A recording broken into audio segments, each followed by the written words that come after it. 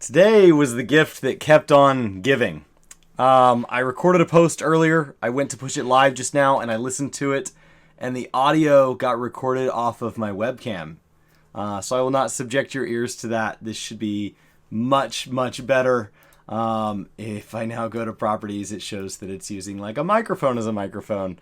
A lot didn't go to plan today. A lot didn't go to plan this weekend, coming into today. I wanted a lore post today. Thankfully, Saturdays I have set aside for guides this month, and so since I don't have a guide ready, that means that it's kind of a flex post. So like last Saturday was a fun post. So I'll put the lore there this week. And I wanted this to be my 545 reaction, but I had an eventful day across the board. So we've got two sides of it to talk about. First, we have the 545 portion of it. I'd like to talk about that. That's the good news. And then for those of you that want to stick around after, we can talk about the more dramatic parts of the day as it played out. 545 is an incredible amount of content. Final Fantasy XIV, this is a big week for 14 players. It's an enormous week for 14 players. And basically, we got all the side content. We got all of it. So much. So much side content. We got the Bojin Southern Front, got a 24-man and a 48-man Savage. The 24-man, I cleared it. Had a blast, lost like 50,000 metal. Really enjoyed it. A lot of fun. I think the fear in everybody's mind is how long until this content is hard to find groups for, because that is the trend with relic related content, is how long until it kind of starts to become something you have to go seek out a Discord to find groups for. But that aside, it's a ton of fun. So my suggestion would be do it now. And for anybody that says, well, it's too late to get through the Bojin portion, that's only going to get worse. The longer you wait, the worse it's going to get. So if you ever want to do it, now's the best time. Oh, wait, you missed that. You're late. Now. No, do it now. Maybe at the end of this video, do it now. Like now. Go clear it. It's a ton of fun. It is very seasonal content, for the fact that unlike a seasonal event or a crossover event like the Final Fantasy XV event where it is going to go away, this will not be removed from game. It will, however, be... it is very reliant on having a large engagement, and so as that falls off, it's effectively moved from game. It's kind of a shadow ban of sorts. It'll be there, but like down the road, what's going to happen is there's going to be a Discord group that says, hey, we're running it this Saturday, and like, you don't get to go, well, does Sunday work? It's like, no, I gotta go. So go enjoy it. The bosses were a lot of fun. The mechanics were neat. I loved that there was like a Vuln stack that like, you get one and then it has like 1 minute to fall off. If you get a second one during that, you die. And I really liked that mechanic because it said, hey, if you can play flawless, you're on notice. If you can play flawless for 1 minute, then we'll give you a spare tire back. But if you make a second mistake, you're done. So that gives you a chance to kind of find one mechanic that you're not quite grasping. And then you say, oh, I know all the other ones. We'll prove it. Because that mechanic's going to come back around in a minute, and you can't get hit by anything until then. I really enjoyed that. I went through with Brian, him as a healer, me as a tank. I love that the Lost Actions let me bring Raise, because I knew it's day one, I'm going to need Raise. And so I got to toss out a couple of tank raises. That's really fun. Then we went and touched a little bit of Blue Mage. Just leveled it up, got an ability. You know, Blue Mage, for the fact that they call it limited, it implies something that it's not. On one hand, it's not so social I can do it with strangers. It's not like roulette where I can just launch myself in with strangers and we're immediately aligned and have the same goals and we can play together without even talking to each other, without any intention stated, and we're all going to get what we want, and at the end of the content, you know, we're going to throw out a comm and move on with our lives. It's not that by any means. It's limited way outside of that. Not even allowed in like Eureka. The level cap alone locks it out of a lot of that, but then from there they've further locked it out of even more. On the other side of things, is the very social, like, is it social in that, like, is it so antisocial that I should do it alone? This is things like MSQ, where, you know, playing through the story of this game really is a very individual experience. It's very much about you, and it's not really designed to be shared. So while you could do it along with somebody, it's not really set up well for that. Trusts is another system where there just isn't the ability to do it with somebody else. And so these are these kind of almost antisocial aspects of the MMO. It sits somewhere in between. If people are aligned with me, especially like your friends, it stays there. And the beauty of that is that it really does move the timeline to like, it's a more local timeline, because it doesn't matter when I do Blue Mage, as long as it's when my friends want to do Blue Mage. So if Brian wants to do Blue Mage exactly 3 weeks from today, as long as that's when I want to do Blue Mage, it doesn't matter that we're late. If, however, Brian and anybody else that I play with wants to do it right now, and I don't do it, then coming back in 6 months or a year is going to be a big ask. And so the time isn't really necessarily when it's released. It's when do the people you play with want to do it? When do the communities you're a member of want to take interest? And so in that way, like it's so social, but like also in a way it's so antisocial, and it just, I don't know that limited is the right word, but it's an odd thing. It's definitely a lateral system. From there, we also got a PvP push today. This is not a game where I scratch the PvP itch. I like the PvP modes in here, but like it just, the wait times are very real. If you don't do side content in this game, 5.4.5 is not a big patch. If you only like side content in this game, I just do MSQ, and then I don't really do Savage and Ultimate, and you know, I didn't do Ishgard Restoration. I just kind of dabble in the side stuff. This was a big day. It's shocking they released all this on the same day. If somebody likes all of these systems, this was a lot. If somebody really is torn between doing Blue Mage while it's fresh, while it's new, while you're the first person to find an ability, doing Savage of the Boja, you know, just slamming your metal into the wall, it was a big day for that. I watched a couple streams, a lot of fun. If you like PvP, the beginning of a PvP season is the best time. It's the best time to do it. And it was a lot. And the fact that it was really like, okay, here it is, go. It could be a lot. I look forward to kind of diving into various aspects over it over the coming weeks. And I think it should hold us over pretty well, that and all the news that we're going to get on Friday. And so I think all in all, that is how I'm feeling about 5.4.5. It's a positive patch. If it's not for you, that's okay. Come back in 5.5. We have a lot more of the traditional mainline content that we expect. But 5.4.5 was a lot of the filler content that keeps those of us that primarily play this game and like playing a lot of versions of this game, a lot of modes, it's there to keep them full. So that's what it's for. Yeah, overall, I'm really happy with it. Had a lot of fun hanging out in streams, had a lot of fun chatting with you guys today. It's just delightful content. It was a lot of cutscenes at the beginning, and for the fact that I logged in and I wanted to play, I did some Dome and Enclave stuff at the beginning, and so I ended up with like an hour of cutscenes total. That was a little much. I just wanted to do the thing. I came in to play the game, and it was a little much that I was playing for like a full hour, but having those cutscenes as the groundwork for the cutscenes that come when you finish the Bojan stuff, it was really awesome. It was really awesome, and it makes me have questions about some of the lore there. Some of the lore ramifications are clearly getting beyond me. Shadowbringers was this very self-contained thing at the beginning, and then as we start to look backward, as we start to tie it back in, and we start to tie this just more and more and more as we prepare for the next expansion, it's very easy to go, okay, this is what's been going on from this expansion in this area and this person and all that. And very quickly, when you start to leave the safety of the first, we get into people and situations that I don't know. And so part of my struggle with the Queens of Gunhildr stuff is that every once in a while they reference things that like I'm not really tied to, and that's a me thing.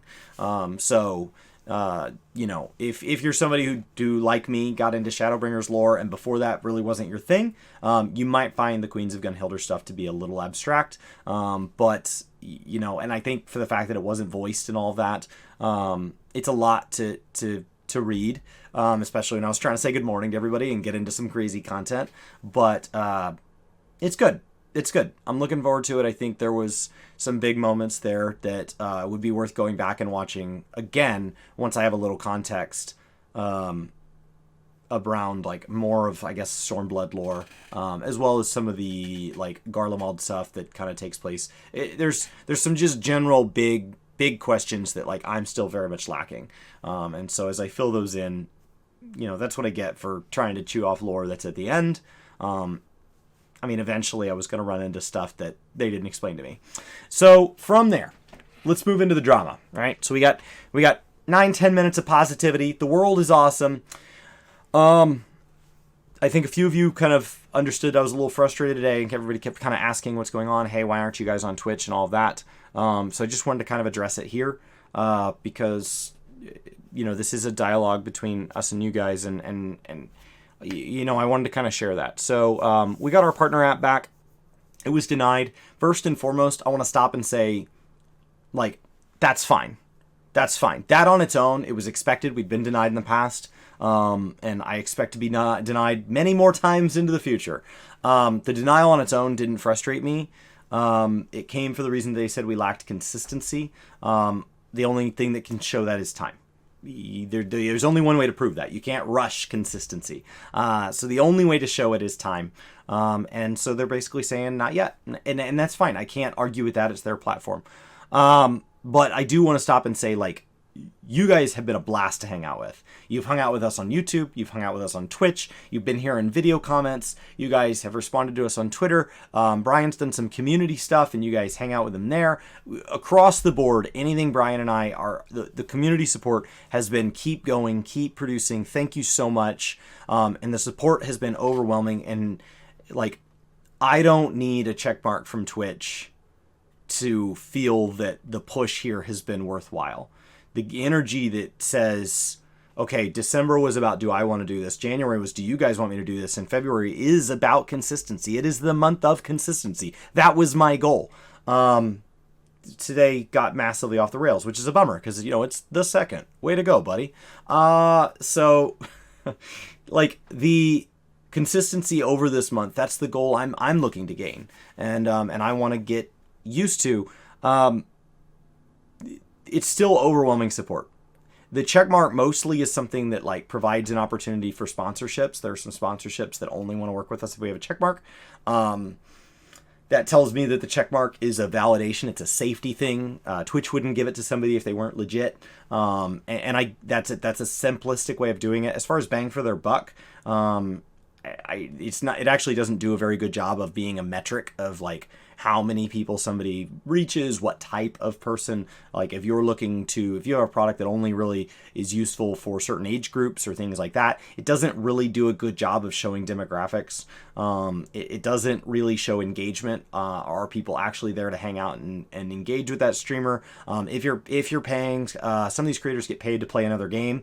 Is this a creator that gets a lot of engagement when they leave their primary game? A variety streamer in my mind, that plays, games for 100 people, and is used to constantly demoing games and talking about them, has a different value than somebody that maybe has 1,000 people watch them for events within one game, and all they do is events, right? Or all they do is high end of this one type of content in this one game.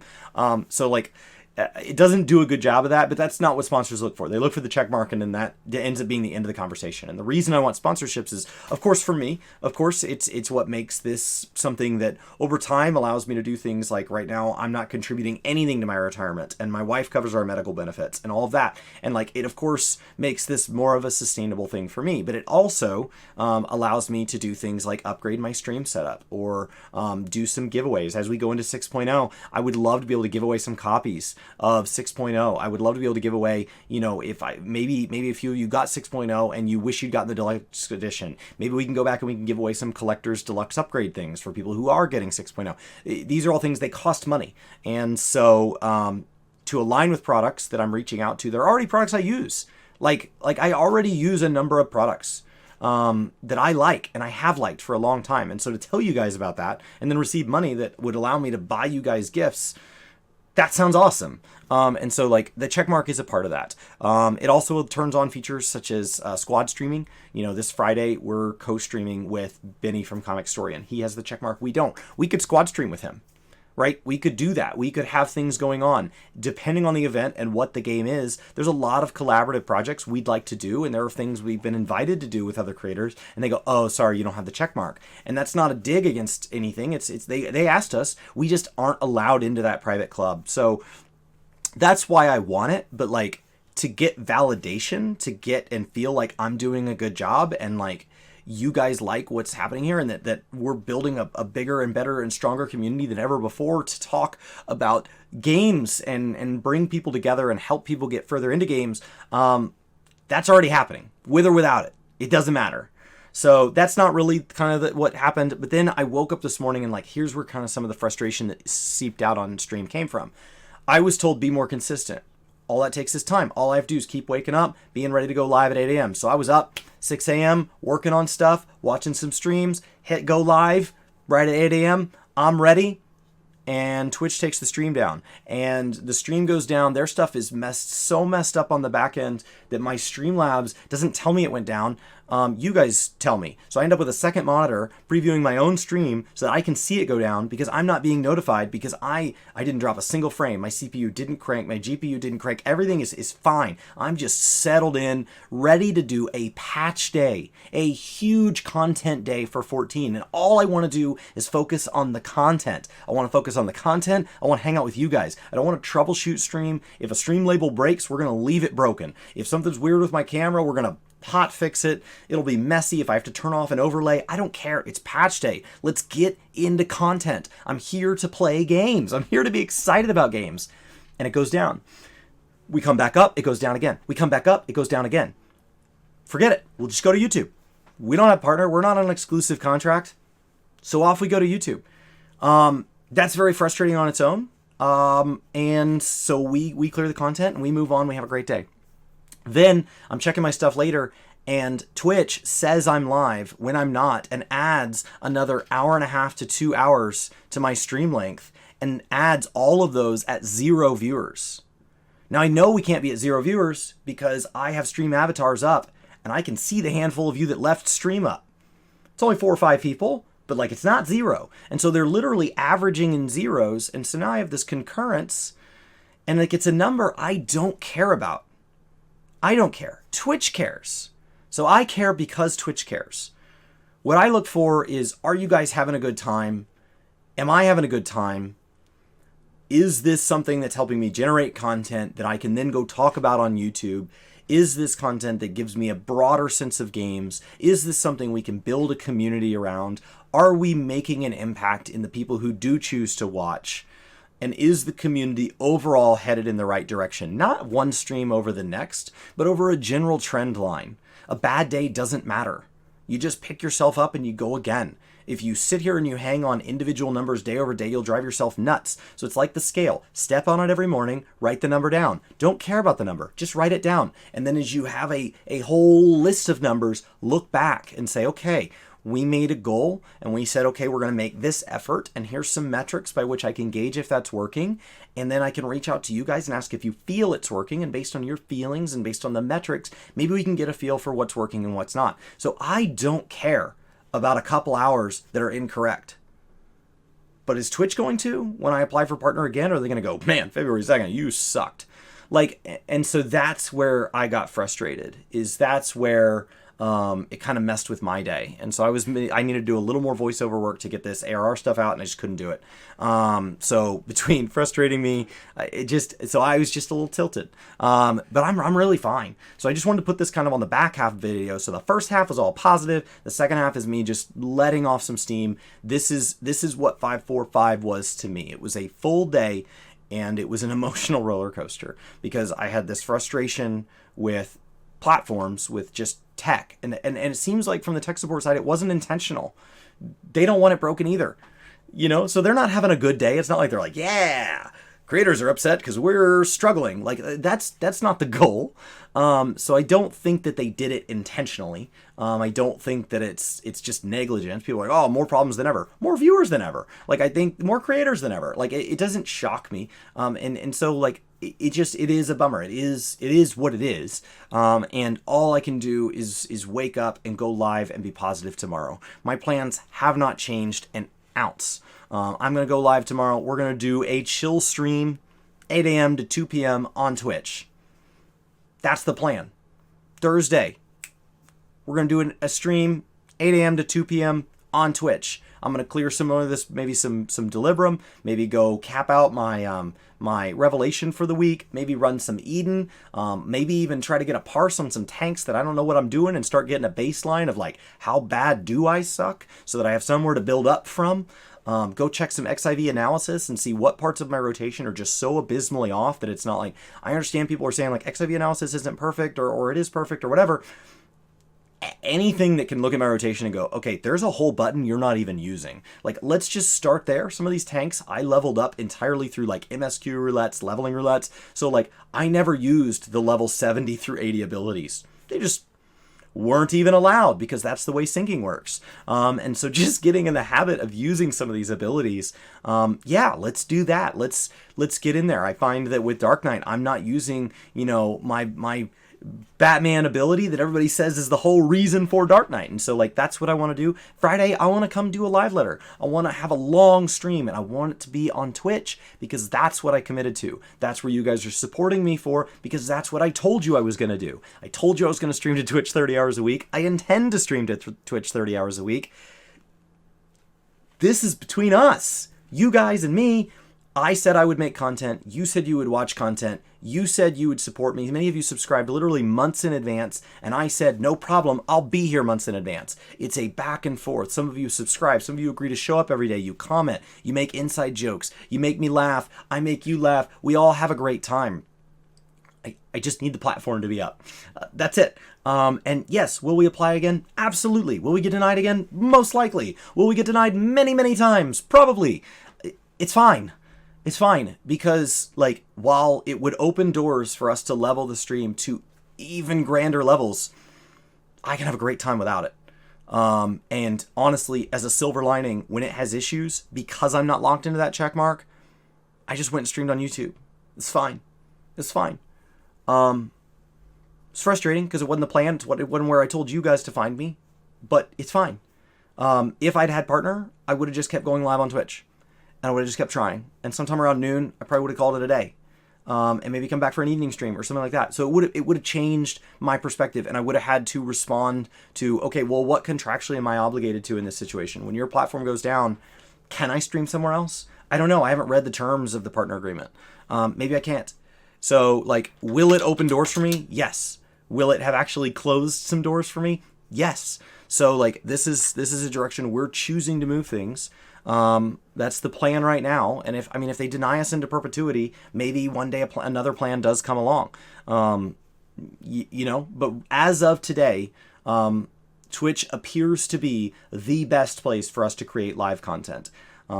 It appears to be that should be where Brian and I put all of our live stuff, with clips going to Game Club. That appears to be what best aligns with our goals and what you guys, the community, seem to tell us that you like. So that's the plan. I have rambled long enough. This is the second time I've shot this video, because the first one I was like, why does the audio sound just awful? Sounds like I'm filming through a sock.